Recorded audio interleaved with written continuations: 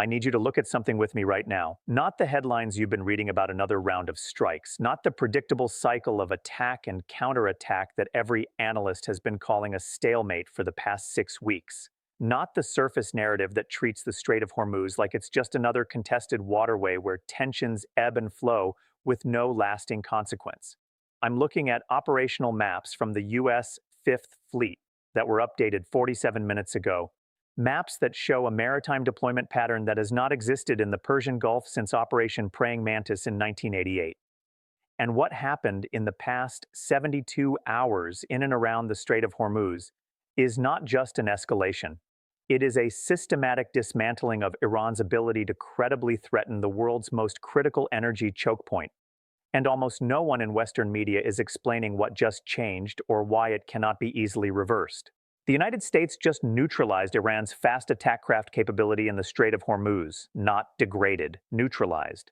And the implications of that single operational fact ripple outward in directions that will reshape the entire security architecture of the Gulf, the calculus inside Tehran, and the posture of every regional actor from Riyadh to Beijing who has spent 2 decades operating under the assumption that Iran possessed a credible denial capability over the world's most important oil transit route. This is the full picture. Welcome to Public Lens. If you are not subscribed yet, hit that button now, because what we are covering here, this level of sourced geopolitical and military analysis, does not exist in Western mainstream coverage. Not at this depth, not with this structure, not anywhere. Subscribe and turn on notifications, because the next 72 hours will determine whether this operation becomes the turning point of the entire conflict or the catalyst for something far more dangerous. Let's begin. Let's go back to Monday, 72 hours before this analysis, and trace exactly what the U.S. Fifth Fleet actually did, not what the press releases said it did. According to U.S. Central Command, on Monday morning, the United States deployed 4 Avenger-class mine countermeasures ships into the Strait of Hormuz operational zone, supported by 2 Sea Dragon MH-53E mine countermeasure helicopters and a dedicated expeditionary mobile base, the USS Lewis B. Puller. As reported by USNI News, this represents the largest concentrated mine countermeasure deployment to the Strait of Hormuz in more than 3 decades. Now, here is what that actually means, stripped of military euphemism. Iran's primary strategic lever over the Strait of Hormuz for the past 20 years has not been its navy. It has been the implied threat of mine deployment, specifically the EM-52 rocket-propelled rising mine, Chinese-supplied influence mines, and domestically modified contact mines that Iran has publicly stated it could deploy across the shipping lanes of the strait within hours of a conflict escalating. The entire premise of Iran's Hormuz strategy has rested on this: we cannot defeat the U.S. Navy in open combat, but we can make the strait impassable long enough to crater global energy markets and impose unacceptable costs on any coalition that attacks us. That premise died on Monday. The deployment of 4 dedicated mine countermeasure vessels, supported by airborne assets and a mobile sea base that functions as a forward logistics and command hub, does not just mitigate the mine threat. It creates a persistent, mobile countermeasure grid that can clear mines faster than Iran can feasibly deploy them under the operational conditions that now exist in the strait. Think about that for a moment. The central pillar of Iran's deterrence strategy in the Gulf, the one lever that made every Pentagon war game over the past 2 decades include a minimum 6-week timeline to reopen Hormuz, has been operationally countered by a deployment that Iran has no symmetrical response to. But it did not stop there. According to the Pentagon's own operational update cited by Defense News, the U.S. also repositioned the USS Bataan Amphibious Ready Group, which includes the 26th Marine Expeditionary Unit, to within rapid response range of the strait. Simultaneously, as reported by Reuters, 2 additional Arleigh Burke-class destroyers, the USS McFall and the USS Oscar Austin, were redeployed from the eastern Mediterranean to the Persian Gulf, bringing the total number of Aegis-capable air defense destroyers in the immediate Hormuz theater to 6. 6 Aegis destroyers, 4 mine countermeasure ships, amphibious assault capability, persistent ISR coverage from drones operating out of Al Dhafra Air Base in the UAE.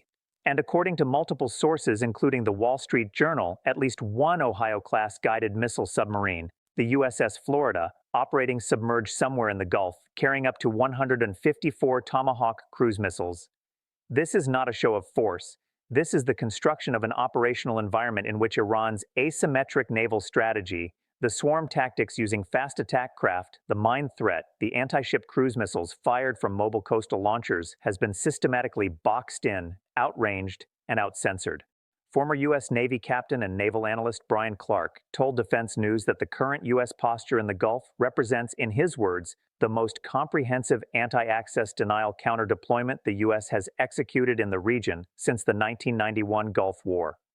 Read that again. Counter-deployment, not defensive posture. The United States is not defending against an Iranian capability. It is actively nullifying it. Within 36 hours of the U.S. mine countermeasure deployment, Iran attempted to demonstrate that it still retained operational initiative in the strait. On Tuesday evening, the Islamic Revolutionary Guard Corps Navy dispatched a formation of at least 9 fast attack craft, small, highly maneuverable boats typically armed with anti-ship missiles, rocket-propelled grenades, and heavy machine guns, into the shipping lanes near the strait's narrowest point, approximately 21 nautical miles wide between Oman and Iran. This is a signature Iranian tactic: swarm the target, overwhelm defensive systems with numbers and speed, exploit the fact that U.S. Navy destroyers optimized for blue water combat have historically struggled with close-in threats from small, fast-moving boats in congested littoral waters. Except this time, the swarm never got close. According to U.S. Fifth Fleet statements reported by ABC News, the Iranian fast attack craft were detected, tracked, and actively illuminated by fire control radar from multiple U.S. vessels and aerial assets before they closed to within 15 nautical miles of any U.S. or commercial shipping. Here is the critical detail that almost no coverage has highlighted. The Iranians turned back, not because they were fired upon, not because of a warning shot, but because the operational radar picture made clear that if they continued, they would not survive the engagement. The entire formation reversed course and returned to Bandar Abbas.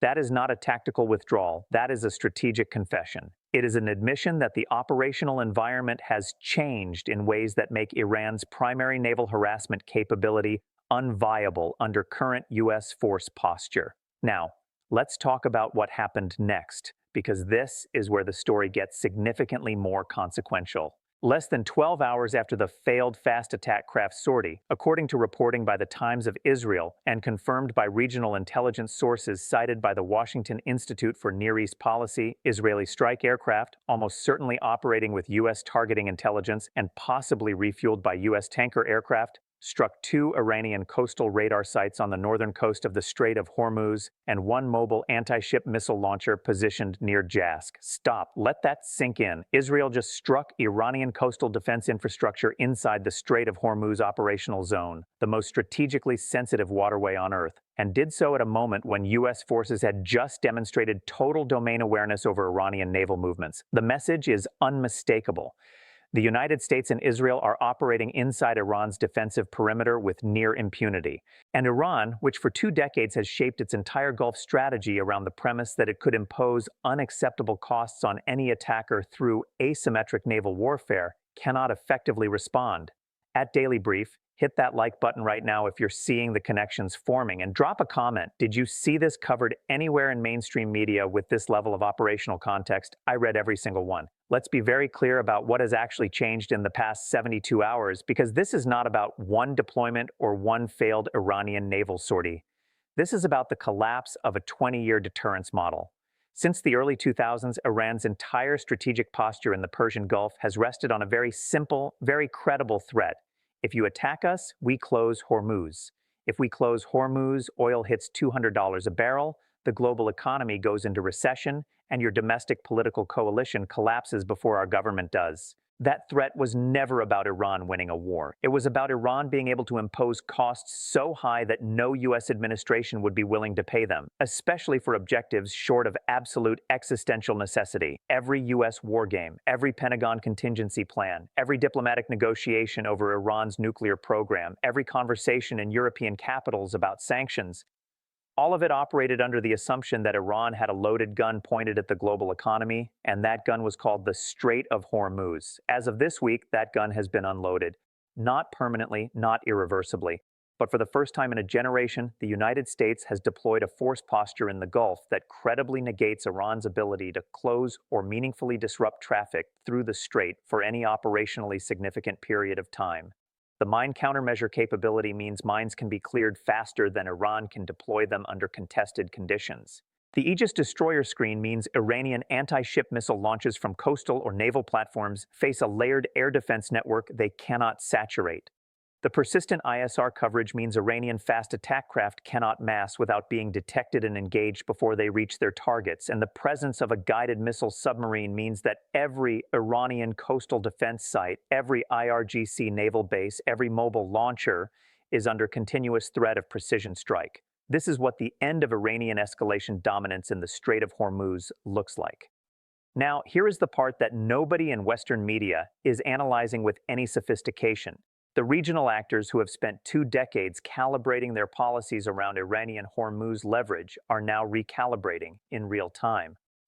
Saudi Arabia has spent the past 18 months carefully reconstructing diplomatic relations with Iran, including reopening embassies and coordinating on oil production through OPEC+. That rapprochement was built on a very rational Saudi calculation. Iran is a neighbor we cannot eliminate, and their ability to destabilize the Gulf, especially through Hormuz, means we need to manage the relationship rather than purely contest it. If Iran no longer has credible Hormuz leverage, that entire Saudi calculation changes.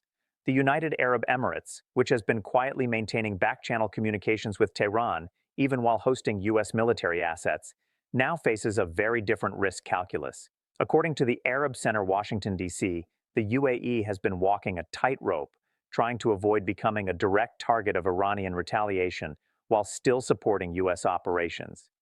If the U.S. has effectively neutralized the Iranian threat to Gulf shipping, the cost of a more explicitly pro-U.S., anti-Iran posture drops significantly.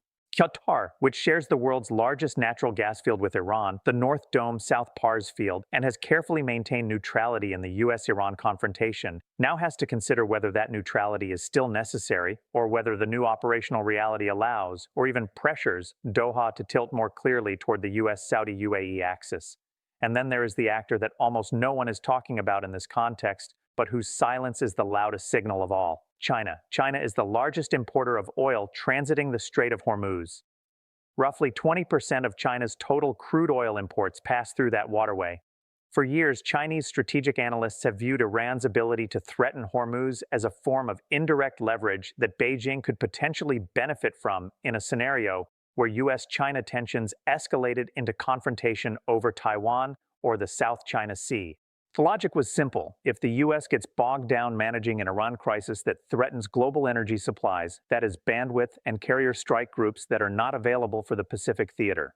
But if the United States has just demonstrated that it can deploy into the Gulf, neutralize Iran's asymmetric naval capability, and establish persistent control over Hormuz without requiring a massive, years-long commitment of forces, then the entire premise of Iran as a useful complication for U.S. Pacific posture collapses.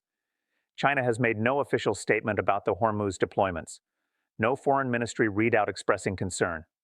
No Global Times editorial warning about U.S. militarism in the Gulf. Nothing. That silence is not indifference. That is Beijing watching very carefully and recalculating what Iranian strategic value actually is in a world where the U.S. can control Hormuz with a fraction of the force commitment that Chinese analysts assumed would be necessary. When the current Israel-Iran conflict escalated in late February, oil prices spiked to $97 per barrel on Brent crude, driven almost entirely by Hormuz risk premium. The logic was straightforward. If Iran closes or even seriously disrupts the strait, 20 to 30% of the world's seaborne oil supply is immediately at risk. Markets priced in that tail risk. As of this morning, Brent crude is trading at $83 per barrel, down nearly 15% from the peak, despite the fact that the conflict has not ended, despite continued strikes on Iranian infrastructure, despite ongoing Houthi attacks in the Red Sea. Why? Because markets are reading the same operational signals we are analyzing here.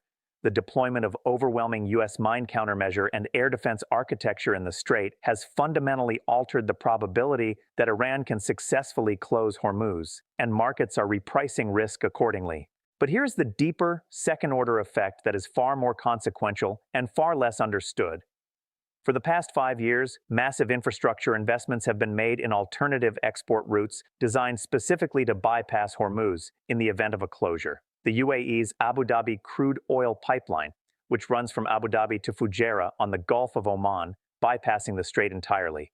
Saudi Arabia's East-West pipeline, which can transport 5 million barrels per day from the Gulf to the Red Sea coast. Those projects were economically marginal. They were insurance policies, expensive, strategically necessary, but not commercially optimal. If the Hormuz risk premium collapses, if markets begin to operate under the assumption that the U.S. can and will keep the strait open regardless of Iranian actions, then the economic justification for those bypass infrastructures weakens substantially. Investment in Gulf energy infrastructure will reorient, not immediately, not within a quarter, but over the next 3 to 5 years, capital allocation decisions will reflect a fundamentally different risk environment, and that, in turn, reduces the strategic leverage of every Gulf state that has used the threat of supply disruption as a negotiating tool with global consumers. This is the quality of shift we are analyzing, not just military, not just diplomatic, structural, economic. The kind of change that shows up in infrastructure investment patterns and treaty negotiations 5 years from now and gets traced back to a mine countermeasure deployment in March 2025 that most people skimmed past in a news feed. Iran's strategic position has deteriorated across multiple domains simultaneously, and the Hormuz deployments are not an isolated event. They are part of a cascading series of operational failures that Tehran is struggling to contain. The northern Caspian corridor, as we covered in a previous brief, was struck by Israel, disrupting Iranian-Russian logistics. Iranian air defenses have been penetrated repeatedly. The IRGC Navy just demonstrated that it cannot effectively contest U.S. naval operations in the Strait of Hormuz, the one theater where Iran was supposed to have home field advantage. And perhaps most critically, Iran has expended enormous quantities of missiles and drones, including precision-guided munitions that are difficult and expensive to replace under sanctions, and has achieved no operationally significant outcome against Israel or U.S. forces. As reported by the Washington Institute for Near East Policy, intelligence assessments suggest that Iran has depleted somewhere between 40–60% of its precision missile inventory in the past 6 weeks. Those systems cannot be easily reconstituted. They require components that are heavily sanctioned, supply chains that have been disrupted, and manufacturing capacity that Israel has been systematically targeting. Iran is not losing because it is being defeated in a single decisive battle. Iran is losing because it is being ground down across a multi-domain campaign that it does not have the economic, industrial, or diplomatic resources to sustain. This is what modern attrition warfare looks like, not trenches, not huge casualty counts, just the systematic degradation of an adversary's capacity to operate across the domains that matter until the cost of continuing becomes prohibitive and the options available narrow to unacceptable choices. Tehran is facing exactly that narrowing funnel right now. Here is the internal political dynamic that is almost never discussed in Western coverage, but is absolutely critical to understanding what happens next. Iran's political system is not monolithic. There is a conservative hardline faction, closely aligned with the IRGC, that has driven the confrontational regional strategy. There is a pragmatic conservative faction that supports resistance to the U.S. and Israel, but is deeply concerned about economic collapse and internal unrest. And there is a reformist faction, currently sidelined, that has consistently argued for diplomatic engagement and de-escalation, as long as the IRGC could credibly claim that its strategy was imposing costs on the US and Israel, that it was successfully deterring worse outcomes, that the resistance axis was holding. The hardline faction maintained dominance, but if the Hormuz lever is gone, if the cost imposition strategy has failed, if the regional resistance network is fragmenting, then the internal political argument inside Iran shifts dramatically.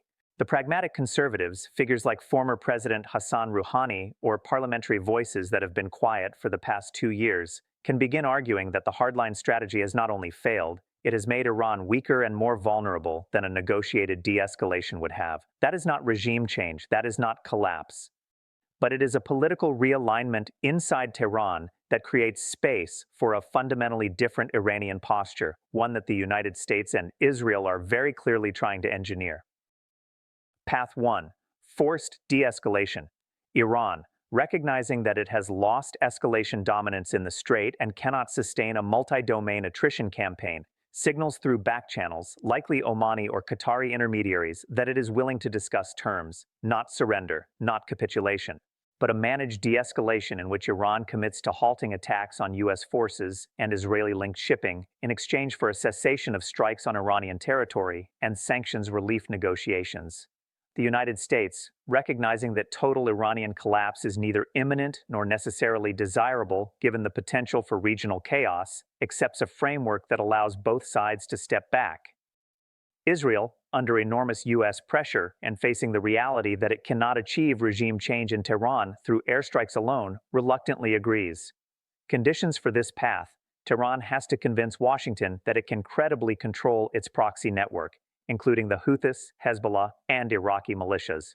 That is not a simple ask, and Washington has to be willing to accept something short of total Iranian strategic defeat, which is politically difficult given the momentum of the current campaign. Path 2. The spiral. Iran, unable to accept the humiliation of de-escalation from a position of weakness, attempts a major retaliatory operation designed to demonstrate that it still has escalatory options. Possibilities include a massive drone and missile barrage targeting U.S. bases in Iraq, Qatar, or the UAE, a strike on Saudi oil infrastructure using proxies, an attempt to actually deploy mines in the strait despite U.S. countermeasures, forcing a direct kinetic engagement. Any of those actions triggers an overwhelming U.S. and Israeli response, not just strikes on missile launchers and radar sites, but systematic targeting of IRGC command and control, oil export infrastructure, perhaps even elements of Iran's nuclear program. At that point, the conflict is no longer containable within the current parameters. Regional states are forced to choose sides explicitly.